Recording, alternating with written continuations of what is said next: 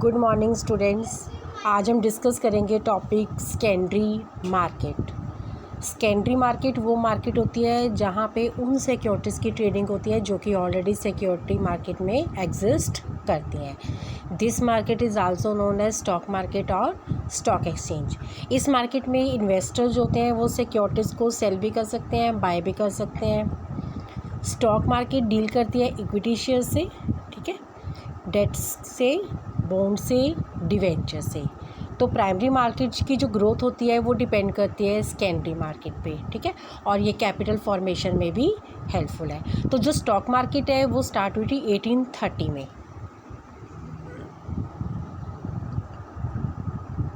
तो पहले जो ब्रोकर्स होते थे, ब्रोकर्स कौन होते हैं? ब्रोकर्स वो मीडियोकर्स होते हैं जो कि इन्वेस्टर्स में और उन कंपनीज़ में जो कि सिक्योरिटीज़ को इशू करती हैं, दोनों के बीच में मीडियोकर का, मिडलमैन का काम करते हैं। तो पहले ब्रोकर का जो नंबर था वो बहुत कम था, तो इसलिए वो क्या करते थे कि एक छोटे से प्लेस पे, एक छोटे से ऑफिस में अपनी सिक्योरिटीज़ की, कंपनी की सिक्योरिटीज़ को डील करते थे। लेकिन जैसे जैसे ब्रोकर्स का नंबर बढ़ता गया, इन्वेस्टर्स का नंबर बढ़ता गया, वैसे वैसे एक रिक्वायरमेंट हुई कि ऐसा स्टॉक एक्सचेंज इस्टेब्लिश किया जाए, एक पर्टिकुलर प्लेस इस्टेब्लिश किया जाए जहाँ पे सिक्योरिटी मार्केट जो है या सेकेंडरी मार्केट जो है उससे स्टॉक एक्सचेंज की इंफॉर्मेशन जो है वो टाइम टू टाइम इन्वेस्टर्स को दी जाए। तो जो ब्रोकर्स की एसोसिएशन बनी, उस एसोसिएशन को हम कहते हैं स्टॉक एक्सचेंज, ठीक है। तो इसमें जो नया मेंबर है उसकी जो एंट्रेंस फ़ी है वो ₹1 है, ठीक है, और टोटल जो है वो 318 मेंबर्स हैं लिस्ट में। जब एक्सचेंज जो है वो कॉन्स्टिट्यूट हुआ था तो 318 मेंबर थे उसमें, ठीक है। लेकिन जो नंबर ऑफ़ मेंबर्स थे वो बढ़ते बढ़ते अब ये जो नंबर है वो बहुत ज़्यादा वाइड हो गया, लैक्स में पहुंच गया, ठीक है। तो स्टॉक एक्सचेंज की एक डेफिनेशन हम करते हैं कि स्टॉक एक्सचेंज क्या होता है। पीके धर की डेफिनेशन है, by the term stock exchange we mean a market where stock shares and other kinds of securities are bought and sold.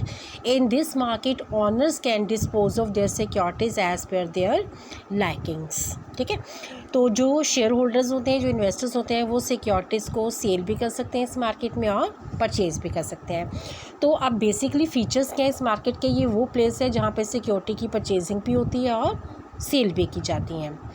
Buying and selling जो है that is done by both genuine investors and speculators. Speculators कौन होते हैं? जो कि ज़्यादा benefit के लिए मार्केट में सिक्योरिटीज़ को परचेज़ करते हैं। अब ये वो एसोसिएशन होती है पर्सन्स की जो इनकॉर्पोरेटेड भी हो सकती है और नहीं भी हो सकती, ठीक है। और जो सेबी है, security exchange board of India, वो स्टॉक एक्सचेंज की ट्रेडिंग को रेगुलेट करता है, ठीक है। तो सभी तरह की सिक्योरिटीज़ है वो गवर्नमेंट सिक्योरिटीज़ हैं, इंडस्ट्रियल सिक्योरिटीज़ हैं, these are allowed in the stock exchange. अब स्टॉक एक्सचेंज के मेन फंक्शंस क्या हैं? फर्स्ट है मेंटेन एक्टिव ट्रेडिंग, कि जो शेयर्स हैं उनकी ट्रेडिंग होती है स्टॉक एक्सचेंज में, ठीक है। तो जो इन्वेस्टर्स होते हैं उनको हेल्प मिलती है सिक्योरिटीज़ को बाय करने में या फिर सेल करने में।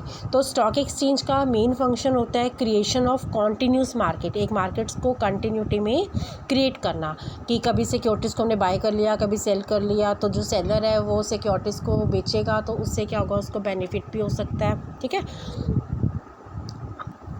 फ्रीक्वेंसीज, उसके बाद सेकंड पॉइंट है इसमें फिक्सेशन ऑफ प्राइसेस, ठीक है। तो इसमें स्टॉक एक्सचेंज में जो प्राइसेस होते हैं सिक्योरिटीज़ की वो डिपेंड करती हैं डिमांड एंड सप्लाई पे, ठीक है। तो डिमांड एंड सप्लाई इंट्रैक्शन पे डिपेंड करता है कि जो सिक्योरिटी का प्राइस है वो बढ़ेगा या फिर वो कम होगा।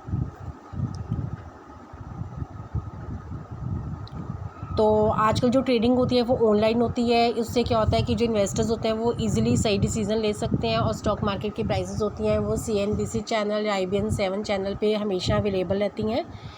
Next is ensure safe and fair dealing. Stock exchange ensure करते हैं कि जो ट्रेडिंग होगी वो सेफ़ भी होगी और फेयर भी होगी, और सेबी रेगुलेशंस को हम फॉलो करते हैं, ठीक है। तो जो स्टॉक एक्सचेंज होता है वो टाइम टू टाइम मॉनिटर करता रहता है, और प्राइस मूवमेंट का सारा अपडेट जो है वो इन्वेस्टर्स के पास जाता है। उसके बेसिस पे वो डिसाइड करता है कि उन्होंने सिक्योरिटीज़ में फर्दर इन्वेस्टमेंट करना है, मीन्स बाय करना है, या फिर सिक्योरिटीज़ को सेल करना है।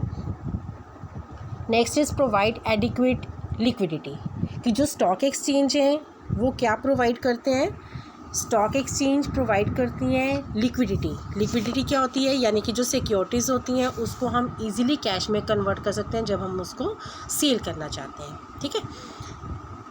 Next is aids in financing the industry, कि कोई भी इंडस्ट्री जिसको फंड्स की रिक्वायरमेंट होती है वो सिक्योरिटीज़ को फंड्स को रेज कर सकती है, right. Next is dissemination of information, कि जो स्टॉक एक्सचेंज है वो पूरी इंफॉर्मेशन प्रोवाइड करते हैं इंटरेस्टेड पार्टीज़ को रिगार्डिंग सिक्योरिटी मार्केट, कौन सी कंपनीज़ के इश्यूज़ मार्केट में आ रहे हैं, उनका क्या प्राइस होगा, ठीक है, और किस जो शेयर्स हैं वो कैसे शेयर होल्डर्स अप्लाई करेंगे। तो ये सारी इन्फॉर्मेशन स्टॉक होल्डर्स को, शेयर होल्डर्स को प्रॉपर्ली मिल जाती है।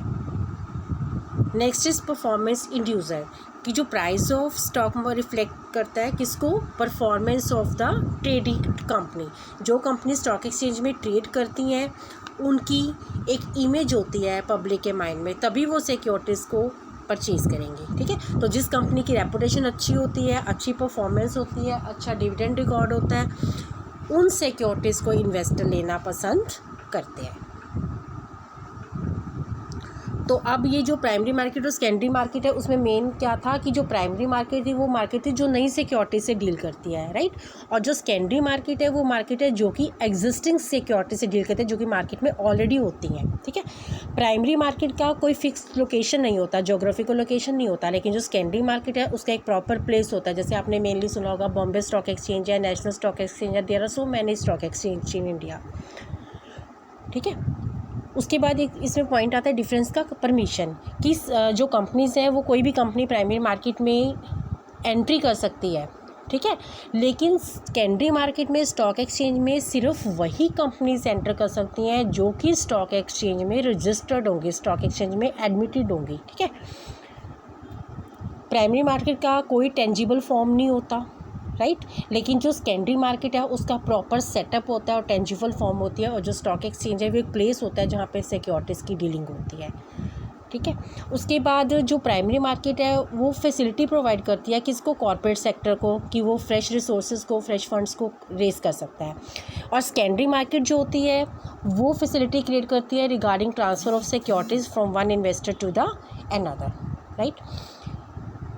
उसके बाद है कि जो प्राइमरी मार्केट है, प्राइमरी मार्केट में उतने रेगुलेशंस हमें फ़ॉलो नहीं करने पड़ते जितने हमें सेकेंडरी मार्केट में फ़ॉलो करने पड़ते हैं। तो जब भी हम ट्रांजेक्शन्स करते हैं सेकेंडरी मार्केट में तो उसके पीछे दो रीज़न्स होते हैं जिसको हम कहते हैं reasons for transactions on secondary market. एक तो होता है इंफॉर्मेशन मोटिवेटेड रीज़न, ठीक है, और दूसरा होता है लिक्विडिटी मोटिवेटेड रीज़न। तो इन्फॉर्मेशन मोटिवेटेड रीज़न कौन सा होता है, जो इन्वेस्टर्स इन्फॉर्मेशन से मोटिवेट होके डिसाइड करते हैं कि उनको सिक्योरिटीज़ में इन्वेस्ट करता है, ठीक है। कि जैसे मान लो सिक्योरिटी की प्राइसेस कम है, यानी कि सिक्योरिटीज़ अंडर प्राइस्ड हैं, वो तो सिक्योरिटीज़ को क्या करेंगे, परचेज़ करेंगे। और जब सिक्योरिटीज़ की प्राइसेस ओवर हो जाएंगी, यानी कि ओवर प्राइस सिक्योरिटीज़ होंगी, तो इसका मतलब है कि जो सेलर है वो उन सिक्योरिटीज़ को सेल कर सकता है, ठीक है।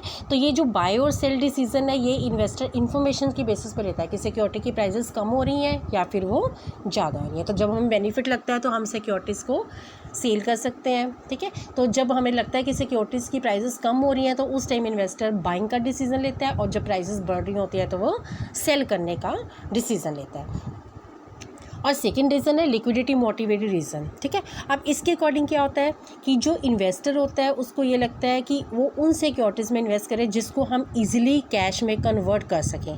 जैसे हमारे पास बहुत सारा पैसा होता है, हमें ये लगता है कि हमने अपने नीड्स को पूरा कर लिया, तो बाकी जो सेविंग्स होती हैं उसको हम क्या करते हैं, इन्वेस्ट कर देते हैं ताकि फ्यूचर में हमें और ज़्यादा बेनिफिट मिल सके। तो जो इन्वेस्टर्स होते हैं वो सरप्लस कैश को कहीं ना कहीं सिक्योरिटीज़ परचेज़ करने में इन्वेस्ट करते हैं।